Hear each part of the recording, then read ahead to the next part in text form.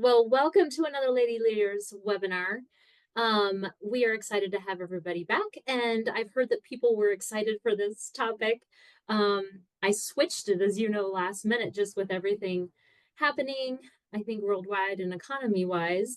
And so, yeah, I decided that it might be fun to the top systems to upgrade now to help combat the current financial climate. And yeah, like I said, I think a lot of people were kind of interested to hear some ideas or think through things. And, I think unless you've been completely hiding from all news, which I usually do, but even I couldn't escape the fact that, most of us are hearing about the tariffs and pending recession.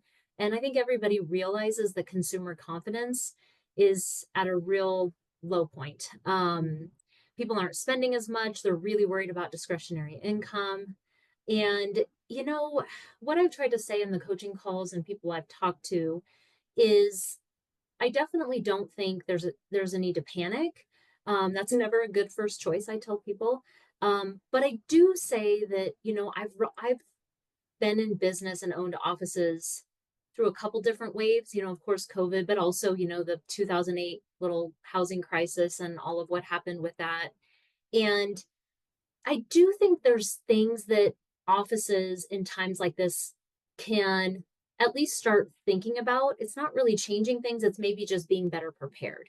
Um, and what I find is that, and Ash, I'm going to let you kind of weigh in here, but a lot of times during things like this, and they start to see cancellations or they start to see a few of the signs, they often can abandon a lot of the basics. Or if they never really had a good handle on some of the basics, they just abandon all of it and kind of start sometimes doing the more expensive, tougher things like marketing a whole bunch more and things like that. They'll just move to more panic moves, is what I find, instead of doubling down on some of the basics. What are your thoughts?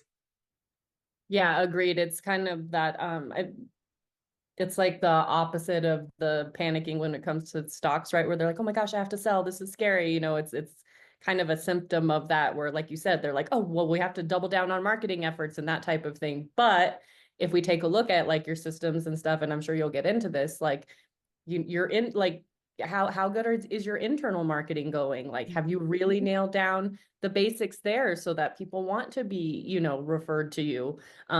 Focus on the patients that you do have, and keeping them happy is typically going to be a better bet in these types of situations, is what I have seen. Yep. Well, but that's always like I joke with people. I'm like, it's always the non-sexy stuff that people are like, Yeah. but I don't really want to do that. Yeah. um, Exactly. it's funny actually. I got off the phone with a mutual buddy of ours, Will Burkhart, and he was joking about how he was reading Addison's marketing book, and it was very like practical approaches and tons of internal marketing. And I was like, it's always the non-sexy stuff that really is the Hmm. things that get us there. So, Yep. along those lines, I thought I would kind of divide it, and this is by no means like an exhaustive list. I'm sure there's other things, but one of the first areas that I tell people to start fortifying now seems silly, but it's actually confirmation system, cancellations, and priority lists. And so, really being thoughtful about how do we confirm? What's the verbiage that we use? Are we listening to the calls when patients are trying to break up with us? Or when your front office is doing confirmation, if it's all just calls, what's being said and are people even listening to them? And a lot of times I joke when I say to doctors this sort of thing, they'll be like, oh, yeah, we totally do that. And I always say, like, cool, are you sure? Because Yeah. I can say from firsthand experience, we've had some pretty awesome systems that actually weren't being followed by all. Mhm. And when two people were doing it out of the six, I would see mixed results. And I would see certain hygienists would have a higher cancellation rate than others, or people who didn't, no call, no show. And so I always say to doctors, like, really, what is your confirmation system? How high touch is it? Is it super accessible? Meaning, don't leave a bunch of voicemails at 10 a.m. to have people confirm if you are in a community that people either don't work from home or like they're going to be able to answer their phones. So, are Right. we absolutely certain that we are sending texts that actually get some sort of result? Are we using verbiage in our confirmations that say, if we don't hear from you, by today at 5, we'll release that appointment and have you schedule in 6 weeks or what have you. But what are we actually saying in our confirmations? Because the first thing is let's make it to where we don't have no call, no shows to start with. Um, so that's a big one for me, is just Mhm. simply the confirmation system.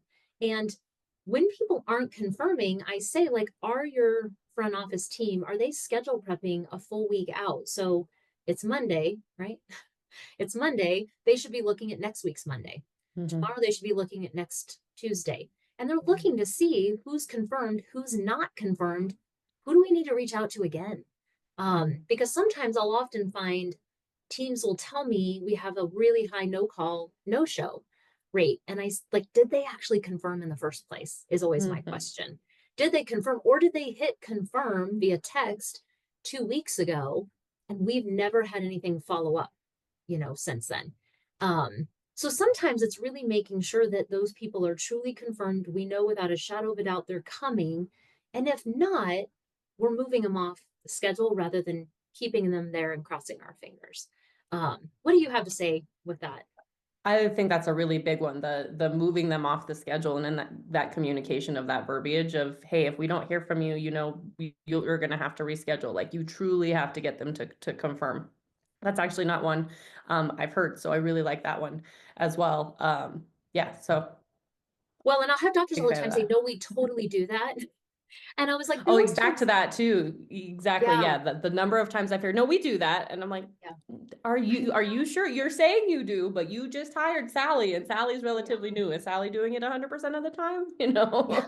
Well, and it's funny how if everybody's doing a little of some everything, I Uh-huh. joke, then you sometimes will be getting mixed results based on what person is doing it. So just confirming, like, is there a system around it? Is it working? And is it followed by all every time? Um, and then I think, next to that would be when people are trying to cancel their appointments, I'm never saying, let's make it awful and tell them like they're horrible people or anything like that, but I do think that there's a way that we can say, like, oh no, I'm really sorry to hear that. Is there any way that I can help you keep this appointment? What's funny is a lot of Mm. times people aren't ready for that. They're just Mm. ready to be like, well, I mean, where I live, it's a great ski day. um and we're like, we know we get a lot of those around here, but I think sometimes it's, can I help you keep that? And Mhm. often people would then say, well, actually, so I have a meeting and I would get there like 20 minutes late. Well, the Mhm. scheduler might be able to look at that and go, you'll never believe this, Bob. That'll actually work this time. We can help you keep that appointment. Now, people have said to me, like, well, then aren't you just allowing the patients to dictate whatever? No, as long as your team knows to say, Bob, Yeah. this time it'll work. Or, hey, Bob, you'll never believe it. We actually got an opening with Amy at 4. Does that work better? Or is that something we can help you keep that appointment today? Yes. So I think training your team as to how to make it when people are trying to cancel, getting a really good system around it. Because the one thing I will say is, in the offices that I've coached in the first quarter, cancellation rates are up and they're really getting higher and people are getting concerned about it. And I say, like, if we don't have people on the phone who can say, is there a way I can help you keep that appointment? We're never really going to understand what's happening, because sometimes we've realized it was moms who were like, I'm actually having to be home with my 2 kids because my husband got called in for work. You know what, Jody, can you bring your kids with you? We have a place that, we can entertain them, or we have iPads. Can they, whatever it may be, we can help you Mhm. keep that appointment. Um, and I think really training your team, and people always say to me, like, no, we say all of that. Great. Are you sure? Are you sure? Are you sure that they're saying it? Because I'm here to say we don't even always say everything Yeah. right with all of our people. And I think having a team that's well trained in how to handle it, what to do, and then how to save as many appointments, we found actually decreases the number of cancellations by up to 50% just by changing that verbiage. Well, I That's tell my significant. front office team, making it easy for them to cancel is making your job harder, a lot harder. So you choose, choose the hard, because it's going to be trying to help them with that appointment today, or if they have to reschedule, like, you not only finding that appointment, but then finding something else for today. Right. So helping them really understand the verbiage. And then if they do have to move the appointment, like I said, I'm never here to shame people because you and I have both had times where things popped up last minute and we Mhm. really didn't have a choice. And I don't want to hear somebody on the other side shaming me for whatever it may be. So I think being able to say, I understand how sick you are. I'm so sorry to hear that.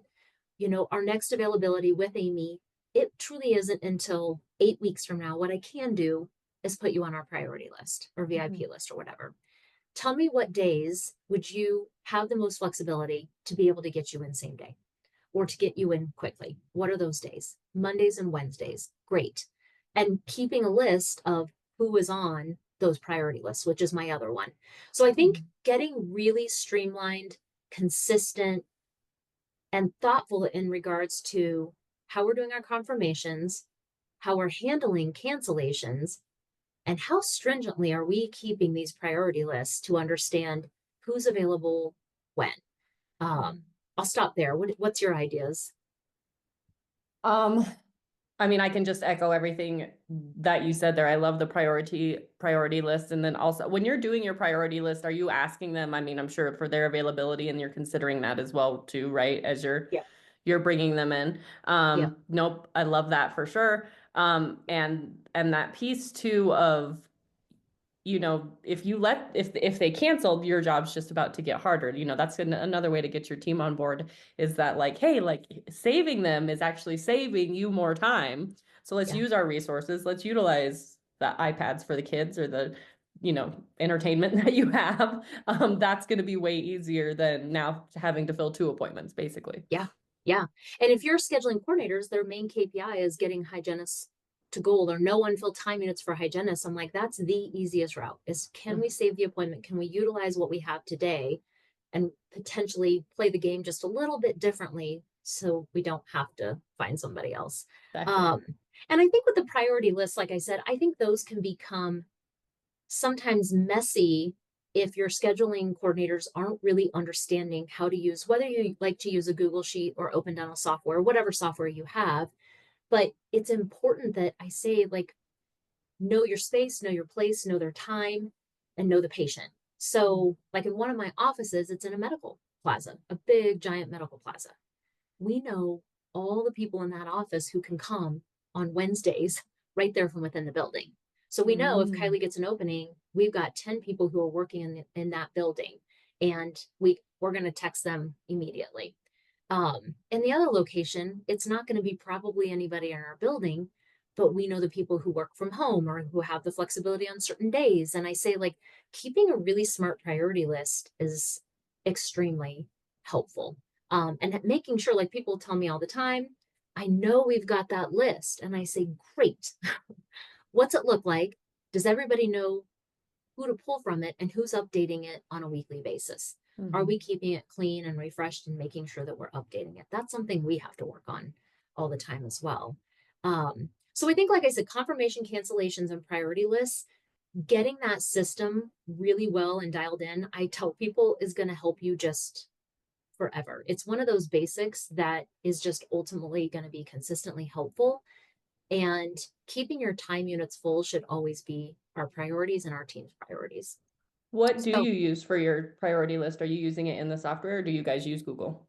so believe it or not, we had it in both, and that was actually Q1's front office goals is they're moving everything to one place in open dental Okay, because we have so got it. many people and some are remote.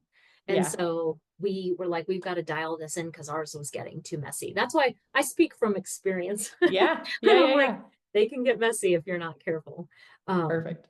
and then, so the second area is, I think we all know that some cancellations are going to happen. And I literally just got off the phone 3 minutes before I jumped on here with a doctor. And I said, like, we should know what our cancellation rates are. And is it 10%? Is it 15%? Is it mostly hygiene? Is it mostly doctor? We should know to some degree where the cancellations are coming from and how many refill, how able we are to refill those appointments. Because with that, we're going to have to do some sort of reactivations. And I say having a strategic plan of who's reactivating people from, that are currently due, that are 6 months past due, 12 months past due. And I was just talking to a doctor about 18 to 24 months past due often gets forgotten because they move to attrition and they're forgotten about.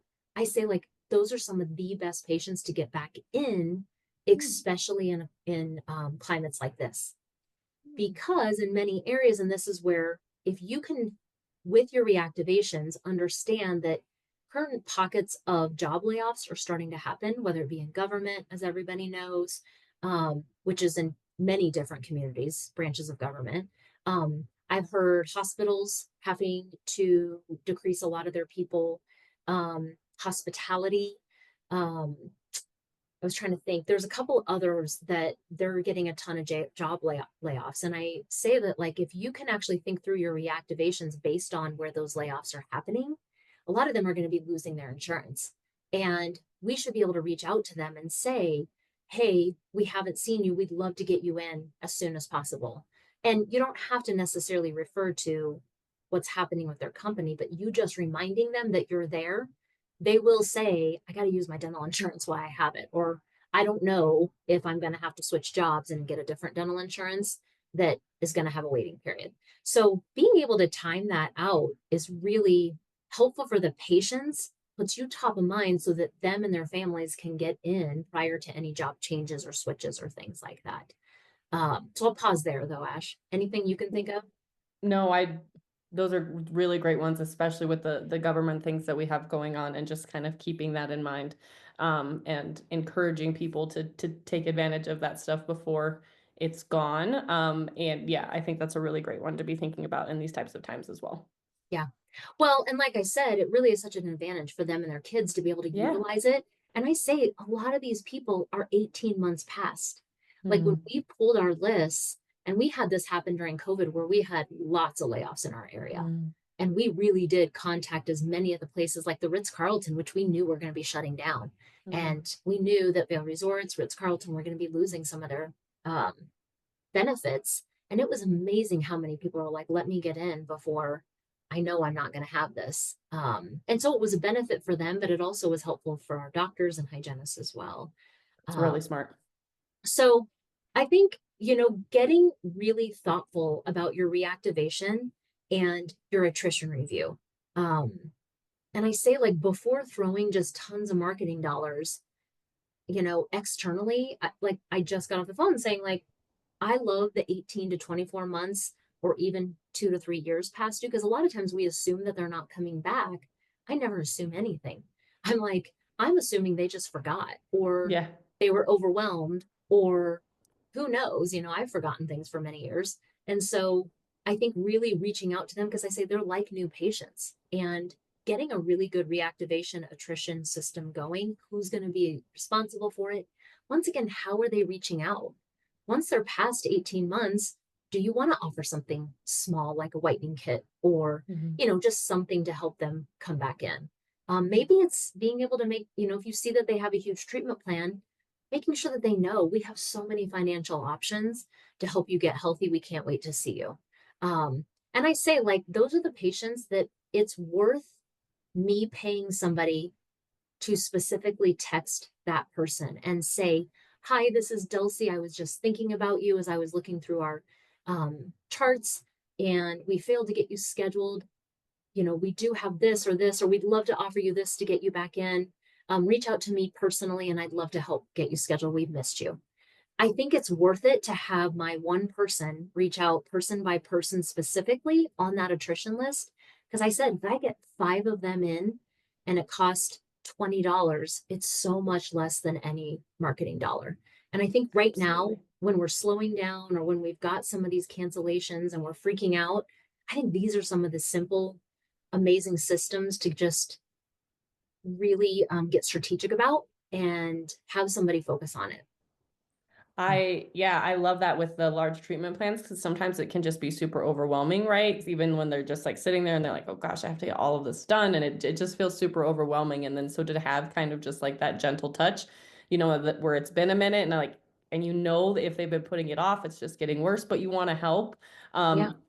Tiny example of that, honestly, is I had um, this ornamental grass that they installed at my house that was supposed to Mm. be lovely, but it had taken over control of my front yard. And I was Mm. just dreading finding someone to do it. And I had gotten some quotes, and then that felt overwhelming. And honestly, one of the guys just texted me a couple days ago and was like, "Hey, we'll get that taken care of. We're in the area. If you want to do it, like Huh. here now." And I was like, "Get it done. Just Yep. go."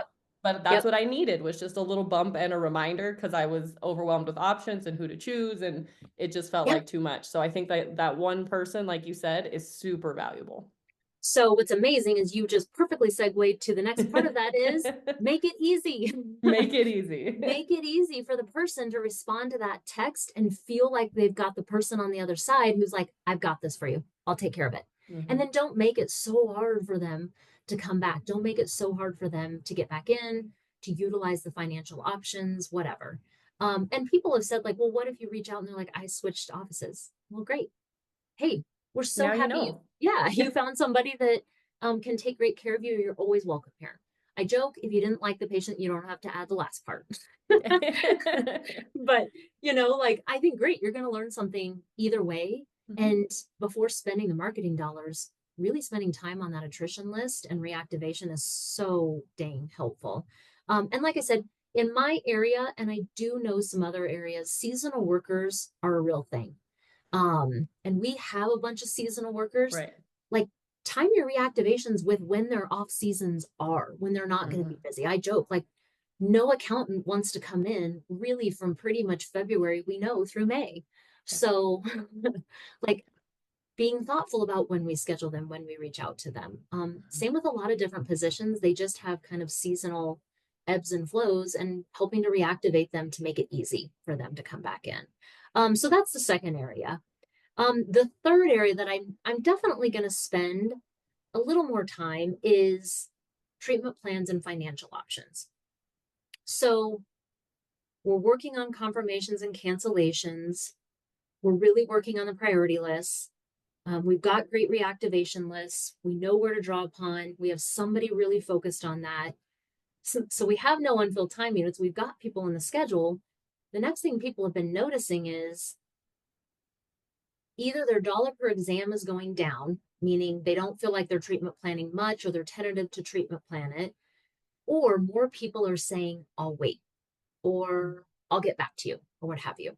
And that's become a really common thing. And I say, one, make sure that you have data to support your feelings first and foremost. And I tell people, whether you use Blue IQ, whether you like dental intel, like, we are old school. We just have always loved our treatment tracker. We still keep it. It works great for us. Um, but I tell people, like, one way or the other, you need to know what is the data actually saying versus how do you feel? Because sometimes I have felt we were crushing it, but really the numbers didn't support it. And I have felt the other way as well. So do have some way to track it.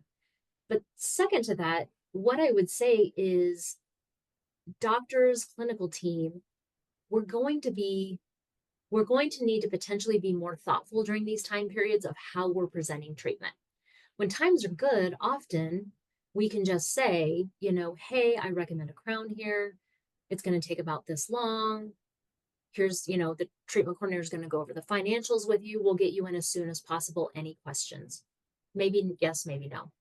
But sometimes it could be that simple. The TC would come in, go through the financial options. They're still mad, but they're like, okay.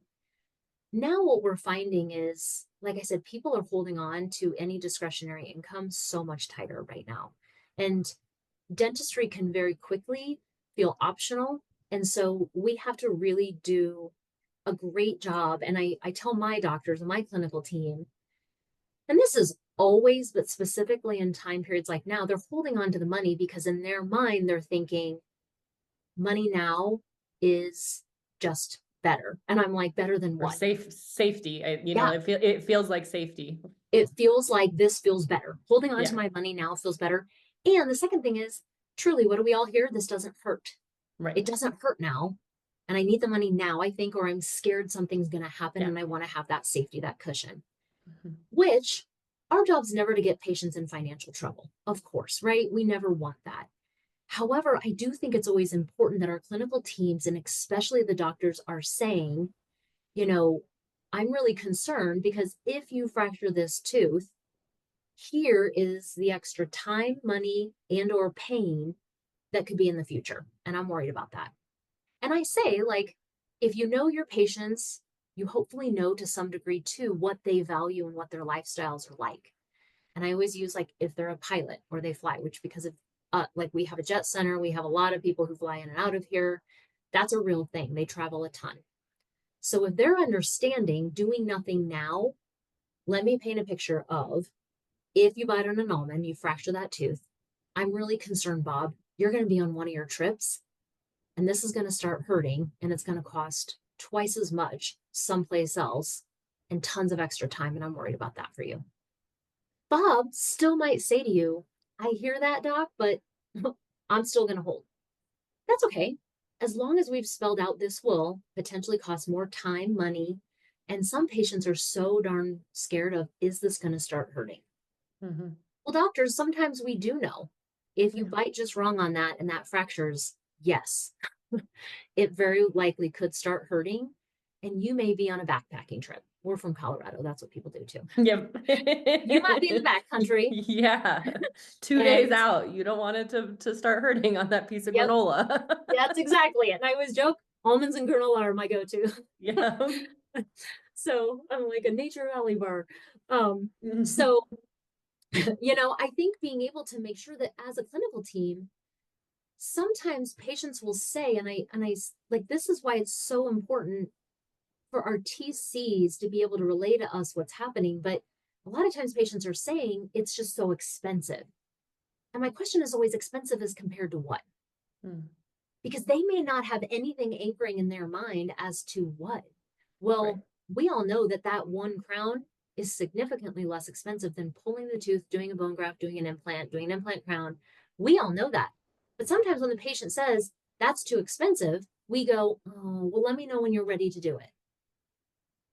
Well, they're Yeah, never they going don't to be know ready. what the other Yeah, yeah, what the option B looks like if they wait. exactly. So it sounds kind of counterintuitive during times like this when people are trying to hold on to their money. I'm not trying to say sell unnecessary stuff, never. But Mm. sometimes it's more necessary now than patients understand because this is going to cost twice as much or three times or four times. I tell docs, do the math. It's going to cost four times as much in the future if this happens and you don't take care of it now. And to Yep. me, I say, like, that's really the onus of the clinical team that we might need to spell that out. And if a patient still chooses to wait, that's absolutely okay. And I tell people, you can be proactive or you can be reactive. Either way, I'm here for you. Either way, our team is here for you. That being said, the reactive approach, it's going to cost significantly more. And that's okay. We're still here for you, but I just want to make you aware of it.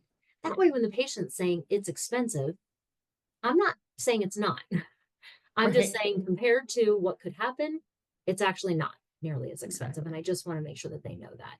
So I'll stop there and check in before I go to the TC part of that. No, I think that yeah, we joke kind of with our team, it's about word ninjing and wordsmithing these things, it's about painting that picture, and that's exactly um some skill and effort you need to put into, these scripts and these things that you're telling these patients at this time, especially because like you said, during more lush times and it's not as hard because people aren't living in that fear, that type of thing. But I think it's just about kind of shifting that perspective into, it's not the fear of not having the safety net in this cash that you have right now. It's the fear of what happens when this does crack and then you need the root canal and then or then it needs to get pulled and yada yada. It is expanding on it and kind of painting that broader picture as you mentioned. So Yeah. Well, and a agreed. lot of times when they say that it doesn't hurt. That silver Yeah. filling that's got bacteria, which I don't joke with doctors, like using the word leaking doesn't always affect patients the way we think. Right. So I say they don't know what leaking always means, but being able to paint the picture of Yeah. bacteria is getting in between the tooth and the filling, and I'm worried. As that's spreading underneath, I have no idea just how far it's going. And at this point, I think we can do something conservative like a filling. If you wait, this is what could be in your future and it could cost twice as much or pain or money, whatever it may be. And when the patient says, but it doesn't hurt, like my joke is always, I know, darn it, I sometimes wish it would because people would be more proactive. But that being said, I joke like a lot of dentistry is kind of like heart disease. You don't Mhm. know things are happening until all of a sudden it's a real big deal. And I said, that's kind of how dentistry is. It's arteries being clogged and you don't know it until uh-oh. We don't want the uh-oh if possible. Because like I said, it's not just more time and money, but it's more pain and just considerably more of everything. We don't want to wait for that. Um, and that's what, I think being able to have those conversations, the clinical team is really important. Because then we can look at that patient and I say, like, I mean it. I know for myself and with my doctors from the bottom of our hearts, like, we just want you to know the options. And whether you're proactive or reactive, we're here for you. We just want to paint this picture. Is there any questions that I haven't answered? Or what else have I left open ended? I invite all of that now. And I want those patients. I say, like, the more they talk, the better for the most part. Yeah. Them looking at me glazed over and going, no, I'm more worried about that. I want them to be able to say, oh, I'll be honest, I'm just concerned because my son needs braces. My daughter has this. Ugh. And I'll say, Bob, I totally understand. Would it be helpful if Dulcie comes in? We have multiple payment options that can split this into monthly payments for you. Would that be something more helpful to space it out so that you can get healthy and actually, decrease the payments per month? Mm. Yeah, I think that would be more helpful. Great. My assistant then can blue note or message Dulcie, definitely interested in more payment options. Dulcie then can come in and honestly say, my job is to help you get healthy and find a way to fit this into your budget. I never want to get you in any kind of financial trouble, Bob, but I know you've got a lot going on. So that's my job, is to help you get healthy and fit it into your budget. And I think if we come at treatment planning now, in my opinion, like, it doesn't matter whether the economic climate is good or not. I feel strongly about trying to do this as much as possible just because it's right by people. So I say, like, I know in good times it's just easy to be able to skip over some of this, but I do think it's just the right approach regardless. When your TCs come in, I tell doctors, like, I'll say, like, what are they saying? How are they saying it? Do they know how to give options? And often it's kind of like confirmation calls and reactivations. Totally. They totally know what to do. Are you sure? Do they know how to go over these options? Totally. They know how to go over cherry and sunbit and proceed and every other thing you can think of. They totally do. Great. Why are we seeing then acceptance be so low and no follow up afterwards? Well, I don't really know. I think it's just whatever. And I'm always like, are you sure? Are we sure that maybe there's not a chance that our TCs are coming in and they're being thrown a ton of patient questions or obstacles that you're not aware of? Mm. And then do the TCs know what to do with that information? If they don't feel like they can come to the doctor and DA or doctor and hygienist and be like, this is what the patient said, is they feel like they're going to wait another 6 months or whatever the reasons be. That's why we love our treatment trackers, because every single day we know exactly why people said yes or no. Yeah. And Yeah. that's why we love it. But I tell doctors, like, now's the time. Every exam is gold. Are we sure with how we're presenting treatment? And when the TC is coming in, do we know what's being said, how it's being said? And are they playing advocate for that patient? Or are they trying to just get out quick? Mm. That's two different things. If they're playing the advocate and they really want to sit knee to knee with that patient and talk to Bob about how to fit into their budget, they're going to figure out ways to utilize Cherry and payment options and figure out how to make it work with Bob. Because Bob Yeah. thinks it's important. Bob wants to get it scheduled. Yeah. That advocate is going to help Bob do that. The person who's trying to get out is going to come in and say, hey, Bob, do you have any questions? No, I don't really know. Okay, well, here's your patient portion. When would you like to get that scheduled? I'm going to think about it. Okay, no problem, Bob. I'm going to let you sign a copy. I'll sign a copy. And, we might reach out to you in a week or two. Is that okay? Yes, they're out. That's it. Yeah. And I always say, like, once Bob's gone, Bob's probably going to hope that that never reappears, to be Yeah. honest. And people say, like, no, Bob really does have to go think about it. And to that, I say, well, great. Then there should be a plan around this. Bob really might have to check his schedule. Bob really might have to go check his finances or move money or think through what option. But then there should be a follow up absolutely to this from the TC who talked to them. And that TC should have a plan for Bob. I'm going to reach out in 3 days. Do you want Wednesday, Thursday? What time?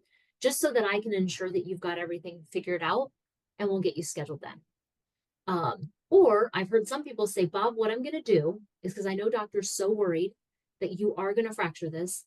His next available time is in 10 days, and I want to hold that appointment for you. But I'm going to call you in 3 days to confirm that everything's ready and to keep that appointment. We tend to use as much of that as we possibly can because we really do have doctors booked out far and we really don't want things to be, 3 months later that they have to get a cracked tooth fixed. So I think there's options around it, but I guess my whole point with it is there should be some sort of intentionality around it. So first, the clinical team really speaking to the patient in regards to proactive, reactive. It might be expensive, but as compared to what? Time, money, and pain wise for the patient. And then our TC should be able to come in, be that advocate every time. And I say, if you don't know, docs, I used to stand outside the room all the time. My TCs now record themselves, to be honest, not all the time, but they do record themselves a couple times a month and they watch them together and say, like, this is what I'm hearing, this is what I'm hearing. And they come up with more creative ways of how to help patients get healthy. But one way or the other, finding out what's really being said once we leave the room, because it's super easy to think we crushed it and our TCs are just not doing a great job. But I'm here to say sometimes I thought I crushed it and the patient was like, yeah, I didn't really hear any like reason to get it done soon. I'm like, what? I thought it was amazing. So I'll kind of stop there as well. But I think those are two sides to the treatment planning and TC coin that are both equally important. And when you put attention on these, it can absolutely change the game, even in hard economic times. Sure. I really liked that analogy with regards to heart disease. I think that that's something that could be super useful because, like you said, just because it doesn't hurt doesn't mean that this isn't really causing a lot of problems, and you're not feeling it. So I really love that. We also have this question from a attendee here that says, do you recommend third-party finance for subprime patients, especially if they have insurance and the insurance fee is low? If no, where is your cutoff? Yeah. So I do think that's something to talk about over with the doctor and then take it from a financial standpoint. Like take a case. Is it a $2,000 case, a $5,000 case? And actually lay out if you did utilize insurance and any kind of third party, does it still make sense financially? If so, then you have to be able to say, hey, we can't combine these two. I will say some of the different Sunbit and things like that will take some of the more subprime. It's just what fee are you willing to pay for it? Like as the office, you're going to have to pay a higher fee. Once again, though, do the math. Does it make better sense to potentially raise fees if insurance is not part of the whole thing and figure out taking that 12% or whatever it is that Sunbit or whoever will take? Does it still make better sense to have that patient there than filling it with low level something or nothing? I don't know the answer to that, but that's where I tell offices like do the math based on your PPO schedules and actually doing the Sunbit and take the procedures that you're trying to actually get patients to say yes on that are currently saying no, whether that be bigger cases, quadrant dentistry, implants, anything like that, and do the math. Now, sometimes, like I said, doctors, you have to be able to say, is it better than nothing? Is it better than not having it filled? Or is it actually still smarter to not, have it filled with that procedure? So sorry to be a little ambiguous, but it's such a case by case situation and do the math. Yeah, But perfect. the thing that I would say is I'm just excited that whoever it could be I don't know who it is, but that they asked that question because that's exactly how we should be thinking is how do we actually make it work for the patients, but make it work for the practice too? Because it does have to work for both. Um, and then I do think too, like I am a big proponent of making it easy regardless. And to whoever this is, those scenarios should be thought through before it actually is ever happening. Mm. So if you're having to be sitting there with that patient, if this is a TC, and unclear of what to do, those are the cases that every time are going to fall through the cracks, and they're going to get strung along appointment after appointment after appointment because nobody really knows quite what to do. So get to clarity of what are you going to do, because that's going to show up again with your doctor. And then making it easy for that patient to say, no problem, we can do this, this, and this. Yep, we can do this or this. And here's the easy way to pay, whether it be text to pay links. I tell people prepays is something that works really well for us. Is people can actually prepay for their stuff so that by the time they come to their appointment, it's done. They come in, they come out, it's all done, and they just text to pay their prepayments for us. Um, so that, like I said, once they're numb and ready to get out of here, they're just done. Um, but that's really everything I have in the third area of treatment planning, treatment plan presenting. Um, Doctors, really great TCs are a wealth of knowledge. I love incredible TCs because they love the patients, they want to get them healthy, but they, in my opinion, get to hear a lot of the like, that didn't make sense. I don't really understand what they were talking about. That didn't seem very urgent. Can I push it out 6 months?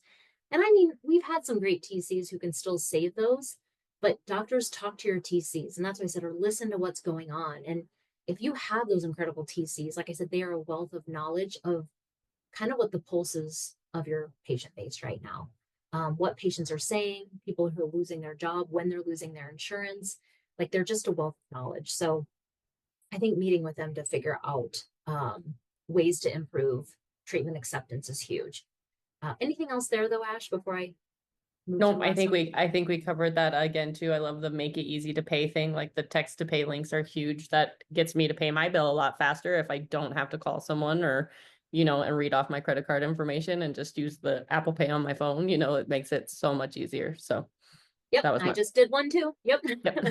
Otherwise, I mean, I just joked with somebody. I was like, I have another bill that's been sitting on my countertop for weeks because I'm gonna have to open a paper statement. I'm gonna have to Yes. go online. Like, you just Yes. send me that link, and man, took me Yeah. all of 5 seconds, and I had it paid. So the last area, and this one's a little bit ambiguous, but I do know that there's been a little heightened sense of what do we do with the supply chain, knowing the tariffs in China, where a lot of supplies come from. What is everybody hearing? And I said, I wish I had the crystal ball. I would be looking into it as well. But I do think there's a chance that it could be just a little bit like COVID, which we may have over panicked in some areas, as we all know, but we didn't know at the time. I do think we can expect potentially some delays in shipping, potentially, of course, rising costs. The thing that I would say is, you can look at who your suppliers are and where they come from. What parts of the world, more or less? Where does your actual supply chain come from? There's more that does come from other areas like um, Taiwan and Philippines and things like that. So looking to see where other stuff is coming from is helpful. And then, the only other thing is stocking. I mean, this is what we did during COVID, is stocking 2 weeks of non-negotiable items in the office. Um, Being able to think to yourself, like, okay, if I were in a bind, who could I potentially go to?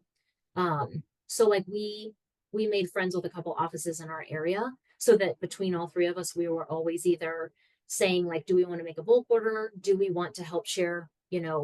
Sometimes composite was like a tough thing for us to get. There was a couple implant things that were a little hard for us to get. So I think just thinking to yourself, like, what are the truly non-negotiable items that if you didn't have, you couldn't do dentistry? Um, and that includes like parts for HVAC, equipment, things like that. If those went down, you guys would be in big trouble. Those would be the things I would potentially just do a small amount extra to just make sure you have in case there was a, massive delay in shipping or you had certain things that you just couldn't get for a time being. But do look at other, vendors that maybe you haven't before to see where their supply comes from. Love Anything that. exciting for that, Ashley? No, that one I don't have. Yeah, that's the you just kind of have to. I know. COVID was weird. I think it did teach us a lot of lessons. Um, I think I think the not panicking too much may have been one of the biggest lessons too. Yep. But yeah, I love that idea of just keeping a couple weeks worth of that stuff just as a backup in these just weirdness times of who knows what's going to happen next week. But We yeah, I don't have don't. anything super Yeah. sexy to add Yeah, there. we don't. And that's why I said, like, I wish I had the crystal ball, but I think we don't have to panic. I think we can just be proactive and Hmm. thoughtful without Hmm. stockpiling hordes of stuff and, all the toilet paper, all the things. But I think we can be thoughtful. We can be proactive about all these areas. So, just to wrap it up, I will say some of these areas, I know if people are listening, it's like, oh, that's not like fun, but Yeah. it is the stuff that I promise you, it has made a difference every time that my schedule started lightening up. Every time the doctor's schedule started lightening up, when we went back to these basics, no matter what was happening in the economy, it's never failed to be helpful. So, confirmations, what is your system? What's the verbiage around it? Are we ensuring that 1 week ahead of time, somebody is proactively looking at the schedule and moving appointments that aren't confirming? Are we ensuring that people are having a call to action to confirm? Cancellations, are we making it to where when people either call, text, whatever, and are looking to move their appointments, are we saying, oh no, I'm so sorry to hear that. Is there anything I can do to help you keep that appointment? And once they explain, do we have great scheduling coordinators who can think through, how do I save this appointment?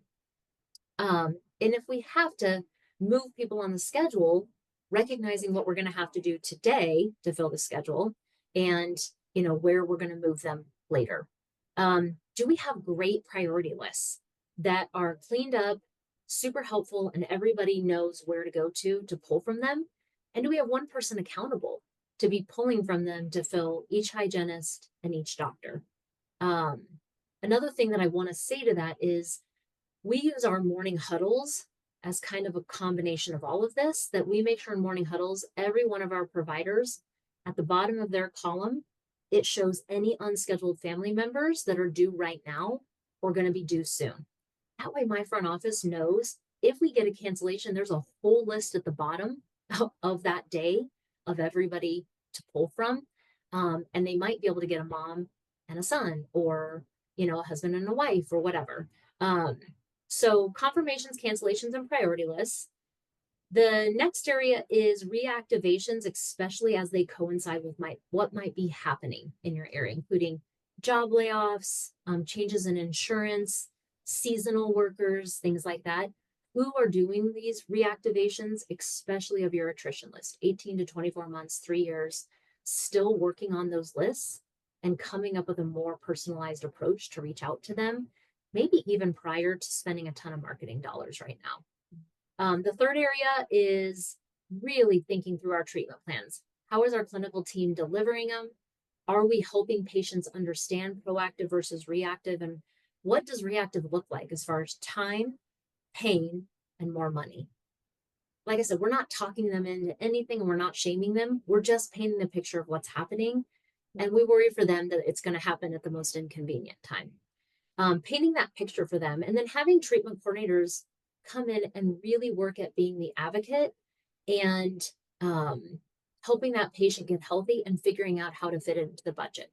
One thing I'm not saying is offices start offering 12-month no interest in-house payment options. I am not saying that.